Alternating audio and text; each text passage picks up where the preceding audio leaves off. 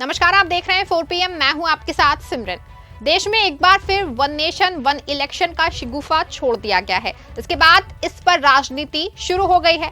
गोदी मीडिया इसको लेकर बड़ी बड़ी हेडलाइन चलाने लगा है। जैसे ही ये शिगुफा मीडिया में जगह जगह इसकी चर्चा होने लगी, विपक्ष ने वन नेशन और वन इलेक्शन पर सरकार को घेर लिया है।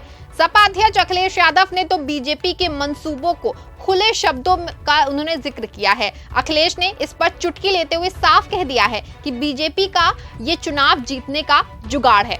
आप भी सुनिए अखिलेश यादव ने क्या कुछ कहा। वन नेशन वन इलेक्शन, एक देश एक चुनाव, एक भारतीय जनता पार्टी की जुगाड़ है चुनाव जीतने की। इससे पहले भी अखिलेश यादव ने इस मामले पर सोशल मीडिया साइट पर एक पोस्ट किया था, जिसमें उन्होंने भारतीय जनता पार्टी सरकार की नीतियों को लेकर सवाल उठाए। उन्होंने लिखा कि एक देश एक चुनाव सही मायनों में एक अव्यावहारिक ही नहीं अलोकतांत्रिक व्यवस्था भी है, क्योंकि कभी कभी सरकारें अपनी समयावधि के बीच में भी अस्थिर हो जाती हैं। तो क्या वहां की जनता बिना लोकतांत्रिक प्रतिनिधित्व के रहेंगी?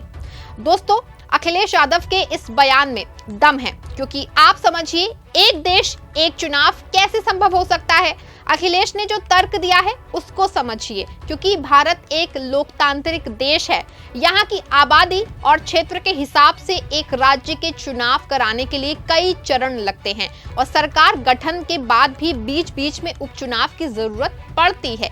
बावजूद इसके कभी कभी किसी सीट पर कई महीनों तक बिना प्रतिनिधि के वहां की जनता वंचित रहती है। ऐसे में एक देश एक चुनाव कैसे संभव हो सकता है भला? यही नहीं, अखिलेश ने कहा कि इसके लिए संवैधानिक रूप से चुनी गई सरकारों को बीच में ही भंग करना होगा, जो जनमत का अपमान होगा। दरअसल एक देश एक चुनाव लोकतंत्र के खिलाफ एक तंत्री सोच का बहुत बड़ा षड्यंत्र है, जो चाहता है कि एक साथ ही पूरे देश का पर कब्जा कर लिया जाए, जिसमें चुनाव का दिखावटी प्रक्रिया बनकर एक रह जाए। अखिलेश यादव ने आगे कहा कि जो सरकार बारिश, पानी, त्योहार, नहान के नाम पर चुनावों को टाल देती है, वो एक साथ चुनाव कराने का दावा कैसे कर सकती है? दोस्तों, आपको याद होगा हाल ही में यूपी में उपचुनाव की तारीखों क्यों बदल दी गई थी। इसी मसले पर ही अखिलेश यादव ने बीजेपी को घेरा। अखिलेश ने आगे लिखा कि एक देश एक चुनाव एक छलावा है, जिसके मूल कारण में एकाधिकार की अलोकतांत्रिक मंशा काम कर रही है। ये चुनावी व्यवस्था के सामूहिक अपहरण की साजिश है। अखिलेश के साथ तमाम विपक्षी दलों ने इसको लेकर बीजेपी को घेरा और चिंता जताई। एक देश एक चुनाव से संबंधित विधेयकों के केंद्रीय मंत्रिमंडल से मंजूरी मिलने के बाद विपक्षी दलों ने चिंता जताई और कहा कि इस विषय पर व्यापक विचार विमर्श की जरूरत है। दूसरी तरफ सत्ता में बैठे एनडीए के नेताओं ने कहा कि इस कदम से सरकारी खजाने पर बोझ कम होगा। केंद्रीय मंत्रिमंडल ने एक देश एक चुनाव को लागू करने संबंधी विधेयकों को मंजूरी दे दी है। इन्हें मौजूदा शीतकालीन सत्र में संसद में पेश किए जाने की संभावना है। बीजेपी के साथ यूपी की पूर्व मुख्यमंत्री मायावती ने एक देश एक चुनाव का समर्थन किया है। इस मसले पर उच्च स्तरीय समिति ने 62 राजनीतिक दलों से संपर्क किया, जिसमें से 47 ने जवाब दिया। इनमें से 32 ने एक साथ चुनाव कराने का समर्थन किया और 15 ने इसका विरोध किया। कांग्रेस अध्यक्ष मल्लिकार्जुन खड़गे ने दावा किया है कि देश इस विचार को कभी स्वीकार नहीं करेगा। उन्होंने कहा कि एक राष्ट्र एक चुनाव का विचार व्यवहारिक नहीं है और भाजपा इसके जरिए विधानसभा चुनावों में असल मुद्दों से ध्यान भटकाना चाहती है। और कांग्रेस महासचिव जयराम रमेश ने कहा कि ये एक निरर्थक विचार है।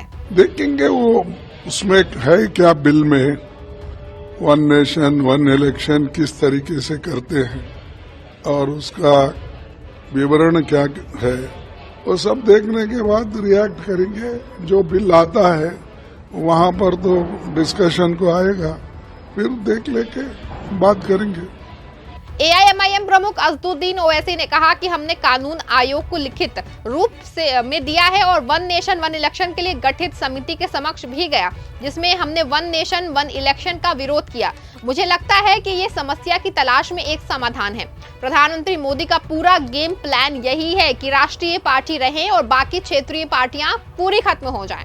राजद नेता मनोज कुमार झा ने कहा कि इस देश में वन नेशन वन इलेक्शन था, मोदी जी की कोई नायाब हीरा नहीं ला पाए। 1962 के बाद क्या वो हटा क्योंकि एकल पार्टी का प्रभुत्व खत्म होने लगा? हालांकि मैं पहले इसका मसौदा देखूंगा। मान लीजिए चुनाव होते हैं, उत्तर प्रदेश में बनी हुई सरकार गिर जाती है, तो फिर क्या होगा? क्या आप राष्ट्रपति शासन लगाएंगे? क्या राज्यपाल के माध्यम से अगले चुनाव तक व्यवस्था होगी या फिर से चुनाव होंगे? भाजपा के लोग ध्यान भटकाने में माहिर हो गए हैं कि कैसे मौलिक चीजों से ध्यान भटकाया जाए। आज देश को रोजगार चाहिए, क्या वन नेशन वन इलेक्शन रोजगार की करोड़ों संभावनाएं बना देगा? आप खत्म हो जाएंगे लेकिन विविधता बरकरार रहेगी। राज्यसभा में तृणमूल कांग्रेस के नेता डेरेक ओब्रायन ने कहा कि एक राष्ट्र एक चुनाव लोकतंत्र विरोधी भाजपा के एक और हथकंडा है। उन्होंने कहा कि हरियाणा और जम्मू कश्मीर में चुनावों के साथ महाराष्ट्र चुनावों की घोषणा क्यों नहीं की गई? भाजपा के महासचिव डी राजा ने भी कहा कि उनकी पार्टी एक राष्ट्र एक चुनाव प्रस्ताव का समर्थन नहीं करती है। प्रधानमंत्री नरेंद्र मोदी की अध्यक्षता में हुई केंद्रीय मंत्रिमंडल की बैठक में ये फैसला लिया गया। विपक्षी सांसदों ने ये सवाल किया है कि क्या देश एक साथ चुनाव कराने के लिए तैयार है, क्योंकि हाल ही में महाराष्ट्र, झारखंड और जम्मू कश्मीर में एक साथ विधानसभा चुनाव नहीं कराए जा सके। कांग्रेस महासचिव जयराम रमेश ने कहा कि पार्टी ने कुछ महीने पहले भी एक देश एक चुनाव का विरोध किया था और इसके रुख में कोई बदलाव नहीं आया है। रमेश ने पूर्व राष्ट्रपति रामनाथ कोविंद की अध्यक्षता वाली समिति को पार्टी अध्यक्ष मल्लिकार्जुन खड़गे द्वारा लिखे गए पत्र का हवाला देते हुए कहा कि पार्टी के रुख में कुछ बदलाव नहीं हुआ है। खड़गे ने समिति को इस साल 17 जनवरी को पत्र लिख के एक देश एक चुनाव के विचार का पुरजोर विरोध किया था। भारतीय जनता पार्टी के नेता और कृषि राज्य मंत्री भागीरथ चौधरी ने इस कदम का स्वागत करते हुए कहा कि एक देश एक चुनाव देश के लिए अच्छा होगा, इससे जनता के पैसे को बचाने में मदद मिलेगी। उन्होंने विपक्ष द्वारा व्यक्त की गई आपत्तियों को भी खारिज कर दिया और कहा कि उन्हें हर चीज का विरोध करने की आदत है। कांग्रेस सांसद गौरव गोगोई ने कहा कि सरकार चुनावी शुचिता का ऊपर उठ रहे सवालों से ध्यान भटकाने की कोशिश कर रही है। माकपा के राज्यसभा सदस्य जॉन ब्रिचास ने कहा कि ये देश की संघीय भावना के खिलाफ है। उन्होंने कहा कि एक देश एक चुनाव उनके उस नारे का हिस्सा है जिसमें वे एक नेता एक देश एक विचारधारा एक भाषा एक देश की संघीय भावना के खिलाफ है। वहीं आम आदमी पार्टी के सांसद संजय सिंह ने कहा कि मोदी सरकार का एक ही नारा है, एक देश एक अडानी। उन्होंने कहा कि अगर एक देश एक चुनाव होता है तो अब जब सरकार बीच में ही अल्पमत में आ जाएगी तो क्या होगा? ऐसा होने पर कोई मध्यावधि चुनाव नहीं होगा। विपक्ष और क्षेत्रीय दलों की अपनी चिंता है। क्षेत्रीय दलों की ताकत क्षेत्रीय मुद्दे और लोकल कनेक्ट होता है, मगर अगर एक साथ लोकसभा और विधानसभा चुनाव हुए तो वो राष्ट्रीय परिदृश्य के प्रभाव में सिमट जाएगा, जो क्षेत्रीय दलों की ताकत को कम कर सकती है। आंकड़े भी इस बात की गवाही देते हैं। 1952 से लेकर अब तक देखें तो जैसे जैसे चुनाव अलग अलग होने लगे, क्षेत्रीय दलों की ताकत बढ़ने लगी।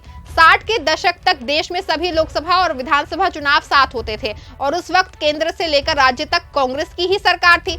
इन्हीं तर्कों के आधार पर अधिकतर दल, खासकर क्षेत्रीय पार्टियां इस प्रस्ताव के खिलाफ दिखती हैं। इस खबर फिलहाल बस इतना ही। आप देखते रहें 4 PM। धन्यवाद।